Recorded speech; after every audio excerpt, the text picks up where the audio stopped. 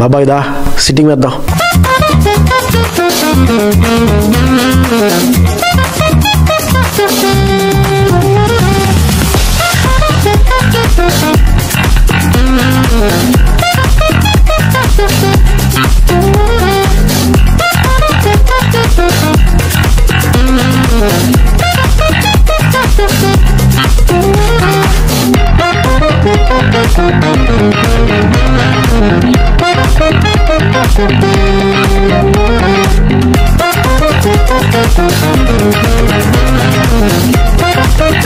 This is Vizag Fun Talks.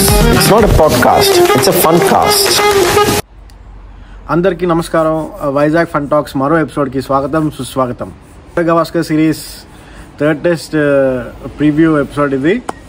Second test అనుకున్నట్టు ఇక్కడ predict చేసినట్టు అస్సలు అవ్వలేదు. ఏదైతే అనుకున్నామో ఎగ్జాక్ట్లీ ఆపోజిట్ అయింది.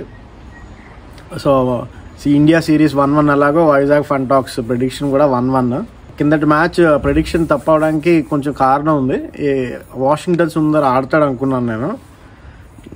దానివల్ల 40-50 రన్స్ ఫస్ట్ ఇన్నింగ్స్లో ఎక్కువ వస్తాయి అనుకున్నాను. కానీ అశ్విన్ ఆడడం వల్ల అక్కడ సెలెక్షన్ డిఫరెన్స్ అయింది. మేము ఇక్కడ ప్రిడిక్షన్లో చేసిన సెలెక్షన్కి అక్కడికి తేడా రావడం వల్ల అది వచ్చింది. మరి ఇప్పుడు థర్డ్ టెస్ట్ ప్రిడిక్షన్ ఏంటి అంటే, బ్రిస్బెన్లో నవంబర్లో అంత ఈజీగా ఉండదు బ్యాటింగ్. ఎందుకంటే ఇప్పుడే వాళ్ళకి వింటర్ సీజన్ అది అవుతుంది, మెల్లగా సమ్మర్ అది వస్తుంది, వర్షాలు అవి ఎక్కువ పడుతుంటాయి. అందుకని వికెట్ కొంచెం డ్యాంప్గా ఉండే అవకాశం ఉంది. పర్త్ అంత బౌన్స్ ఉండకపోవచ్చు, కానీ కొంచెం డ్యాంప్గా బౌన్సీగా సీ మూమెంట్ ఎక్కువ ఉండే వికెట్ అవుతుంది. అందుకు బ్యాటింగ్ మళ్ళీ కష్టం అవుతుంది. పార్ స్కోర్స్ మళ్ళీ 250-300లోనే ఉంటాయి. ఇంకా ఆస్ట్రేలియన్ టాప్ ఆర్డర్ ఇంకా షేకీగానే ఉంది. ఇంకా వాళ్ళు రన్స్ కొట్టలేదు. ఇండియన్ టాప్ ఆర్డర్ రన్స్ కొట్టారు. ఇండియన్ మిడిల్ ఆర్డర్ వీక్గా ఉంది, ఆస్ట్రేలియన్ మిడిల్ ఆర్డర్ స్ట్రాంగ్గా ఉంది. సో ఈ వీక్ బ్యాటింగ్ లైనప్స్ కాంటెస్ట్లో ఇప్పుడు ఎవరు ఫెయిల్ అవుతారో మరి నెక్స్ట్ చూడాలి. ఈ నెక్స్ట్ మ్యాచ్కి 11 ప్రిడిక్షన్ అయితే రోహిత్ శర్మని ఓపెనింగ్ ఆడించి వాషింగ్టన్ సుందర్ని ఆడించాలి అశ్విన్ బదులు మళ్ళీ.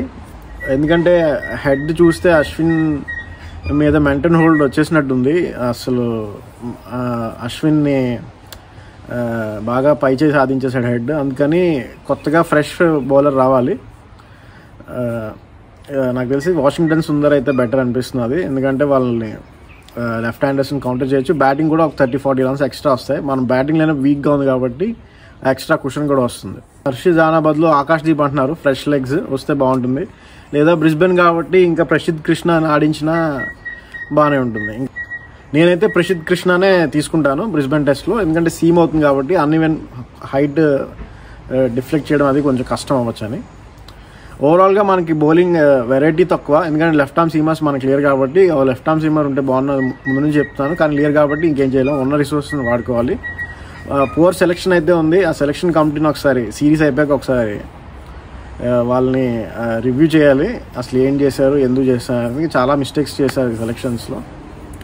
తర్వాత ఇప్పుడు ఆస్ట్రేలియా సంగతికి వస్తే వాళ్ళ టాప్ ఆర్డర్ ఇంకా వీక్గానే ఉంది. లబుషేన్ కొట్టారు కానీ అది అడ్లైడ్లో చాలా ఫ్లాట్ వికెట్ కాబట్టి రన్స్ వచ్చాయి. నాకు తెలిసి బ్రిస్బెన్లో అంత ఈజీ కాదు లబుషేన్కి. క్వాజా ఆడితే ఆడచ్చు.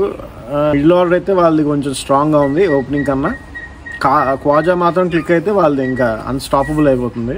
మన వాళ్ళు దానికి కౌంటర్ ప్లాన్ ఉన్నదని ఎక్స్పెక్ట్ చేస్తున్నాం. బుమ్రా మెంటల్ హోల్డ్ ఉంది క్వాజా మీద, మెక్స్వేనీ మీద, వాళ్ళ మీద. సో అది ఉపయోగపడచ్చు నెక్స్ట్ టెస్ట్ మ్యాచ్లో కూడా. Virat Kohli see ball hit ball టైప్లో ఉండాలి. ఎక్కువ ఆలోచించేస్తున్నాడు అనిపిస్తున్నది బ్యాటింగ్ ఆడేటప్పుడు. నాకు అంత ఆలోచనలు, థాట్స్ ఎక్కువ ఉంటే మనకి బ్యాటింగ్ ఫ్రీగా ఆడలేము. సెహ్వాగ్ చెప్పినట్టు మనం సీ బాల్ హిట్ బాల్ టైప్లో ఫ్రీగా ఆడేస్తే ఈ 10 రన్స్ కోసం ఇంత స్ట్రగుల్ అవ్వాల్సిన అవసరం లేదు. కాన్ఫిడెంట్గా 40-50 కొట్టినా చాలు. టెక్నికల్గా ఎక్కువ ఆలోచించేస్తున్నారు క్రీజ్ దగ్గర, బ్యాట్ పొజిషన్ ఎక్కడ ఉంది, ఫీట్ ఎక్కడ ఉన్నాయి, బౌలింగ్ ముందు అనేది నాకు అనిపిస్తున్నది. కన్నా వర్స్ట్ అయితే అయ్యేది లేదు. ఇక్కడి నుంచి ఏమైనా ఇంకా పాజిటివ్గానే అవుతుంది. చివరిగా ప్రెడిక్షన్ అయితే మళ్ళీ ఇండియా గెలుస్తుందని నేను అంటాను. టాస్ నాకు తెలిసి పెద్ద ప్రత్యేకత ఉండదు. ఎవరు గెలిచినా కండిషన్స్ నాకు తెలిసి 5 days ఒకేలా ఉంటాయి. ఇండియా వాళ్ళు బ్యాటింగ్ చేస్తే 250-300 పార్ స్కోర్ కొట్టాలి. ఈ బౌలింగ్ చేస్తే 200 లోపు అవుట్ చేసేయాలి. అప్పుడు మనకి ఎడ్జ్ ఉంటుంది. అది ఈ ప్రీవియూ ఎపిసోడ్. వచ్చే ఎపిసోడ్లో మళ్ళీ కలుద్దాం. అప్పటి వరకు good bye. Please share and subscribe.